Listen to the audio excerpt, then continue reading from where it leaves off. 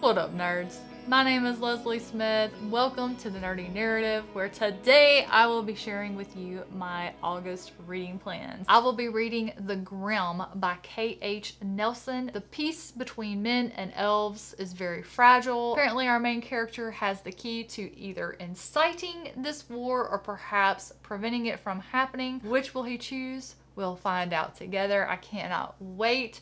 This is one I really wanted to read because I loved the cover so much. It's just absolutely gorgeous. And then the final book for the SPFBO that I'll be reading is Where Blood Runs Gold by A.C. Cross. Now this is going to be a Western styled fantasy. I'm kind of excited about it. But what I'm most excited about is this flesh-eating dust that seems to be floating around. I need to know, like, how do we know it's coming? How do we prevent it?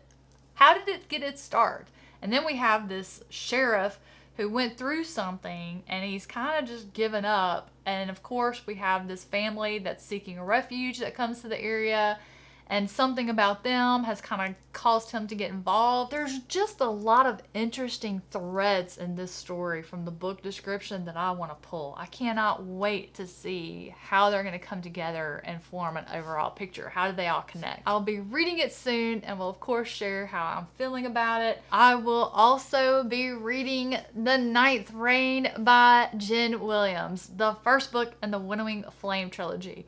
Lots of people love this one. Now, there are a few of my friends that didn't like it. They DNF'd it in the first book. Now, I'm excited to see where my chips are going to fall on this one. But my friend Stacy read it, and she really enjoyed it. I want to say she's already into book 2, has read book 2. I'm really excited for it. I know this was the next series that the Broken Binding did for their subscription service, and I backed out on it because I hadn't read the series and I wasn't too keen on spending $70 on a special edition of a book when I had not read anything by the author. I hadn't read the trilogy yet. So I'm excited to see, will I regret missing out on getting the special edition, or did I make the right decision? We'll find out soon. And next up is Dead Man in a Ditch, which is the second book in Luke Arnold's Fetch Phillips Archives. Last month, I read The Last Mile in Thunder City. That was my patron pick of the month by Gail. She and I buddy read it together. We both enjoyed it. We're going right into book 2. We're going to buddy read this one in August. So in the first book, we meet Fetch Phillips, who's a man for hire, and he's hired by a school to locate a missing professor who is a former vampire. I say former because Thunder City no longer has magic. The humans got greedy. They were trying to steal the power source for themselves. They screwed things up, broke it, drained the world of magic, and when The Last Mile of Thunder City starts, they've been without magic for 6 years. It was very interesting to see how these magical beings were living without magic. Very, very interesting. So we have the mystery that we're following, trying to locate the school teacher. We're getting the history of the events that took place that brought about the end of magic. And then we discover something that is giving people hope.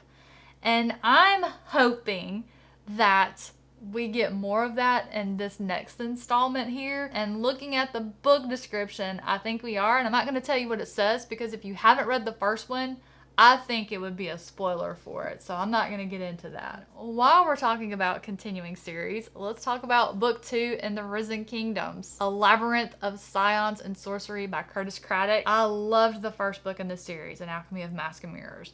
Several of my friends read that one after I got started, and they were like, well, if we love it, maybe we can buddy read the rest of the trilogy together.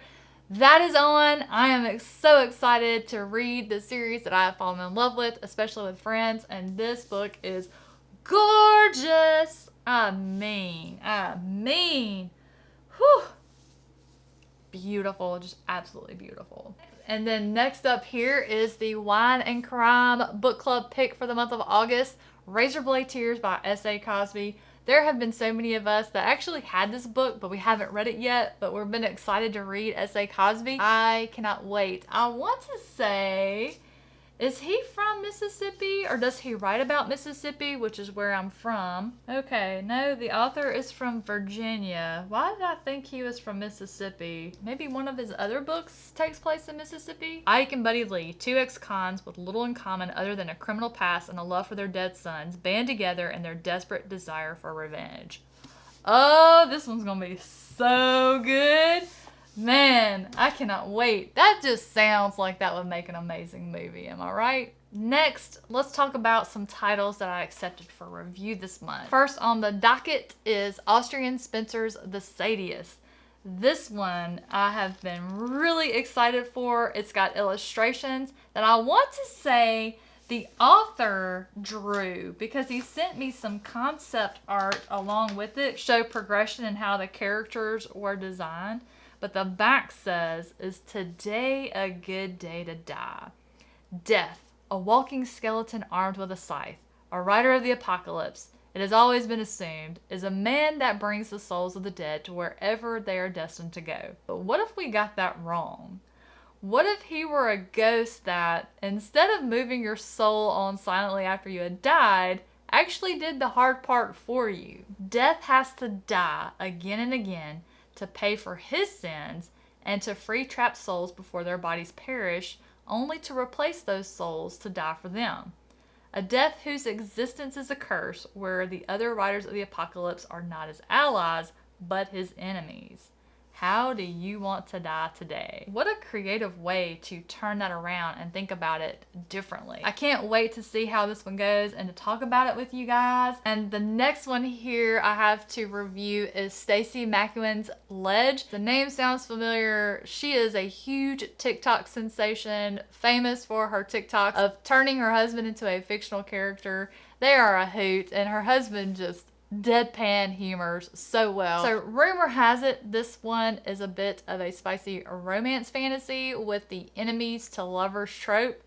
I have been kind of having a hankering to read a good romance lately. We'll see if this one scratches that itch. But the title comes from the place. The ledge is where the civilization lives. It's very cold. They're actually cut off from the rest of the world. And the only way they're able to survive are these big winged creatures called the glacians that actually bring them materials and supplies as they need them.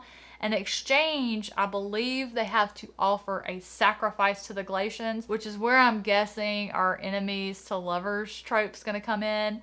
I can't wait to see how this is going to turn out. I've really enjoyed watching Stacey on TikTok, and like I said, I'm excited to see how many of those things that she talked about with her husband end up in the book. And then the final book that I have accepted for review this month is called Hackton 2. It's actually 2 novellas put out by Gloomhouse Publishing.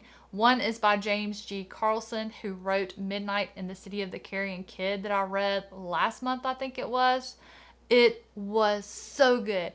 So beautifully written. I cannot wait to read more by James G. Carlson, but his novella is called Red Falls, and the other novella is called Demon by Damon Manx. To be quite honest with you, I don't know what either of the 2 novellas are about. The title of the collection is called Hackton 2, so I'm thinking some sort of really good, maybe slasher horror. I don't care. James G. Carlson had such an amazing writing style that I am going to read anything I can get my hands on by him. And in my opinion, someone who writes that well, that has a publishing press, then they're going to publish people with equal talent. So I don't even need to know what Deacon is about. I'm going to read it and discover it for myself. And then for some short stuff I'll be reading, I will be continuing my read along with Kate from the Literary Apothecary. We're working through Joan Didion's We Tell Ourselves Stories in Order to Live. Our nonfiction essay for the month of August will be I Can't Get That Monster Out of My Mind. Well, I can't wait to see who she is referencing in that one. Of course, I will also be continuing the Stephen King short story read-along hosted by the Bookish Drummer. Nightmares and Dreamscapes is the one we're working on currently. So far, every story that I've read in this one, I have really, really loved. So this might be the collection that ends up being my favorite. Will it usurp Skeleton Crew? I don't know. And other than those 2 collections, I'll be working on A Mini Tale, which is a cosmic fantasy serial you can read online for free. And then I will probably bounce back over into Zora Neale Hurston's You Don't Know Us Negroes, and might even sneak in some Ted Chiang Exhalation. We'll just have to see how the month goes. And that will take care of all of the things that I am planning to read for the month of August. So it seems I have quite the stack here. Over half of the authors on this TBR this month I've not read before. I think I have a total of 8 new authors that I'm going to get to discover. That's always a fun and enjoyable experience, except if I love them all, because then I want to go read everything they ever wrote. Thereby my TBR grows by leaps and bounds. Yet again, the story of my life. Guys, what are you planning to read for the month of August? Have you read any of the things that I have lined up for this month? Anyone out there feeling brave enough to think they're going to be able to guess what is going to be my favorite book of the month? I don't know. Like I said, I got 8 new authors here, so we'll have to wait and see what happens. But if you think you might be able to guess which one it'll be, go ahead and drop that down in the comments below and we'll revisit it at the end of August. Guys, thank you so much for being here and watching today. I hope you enjoyed it. I hope you're looking forward to a fresh start for August 1st and your TBRs. Have an amazing rest of your day, and I will catch you in the next one.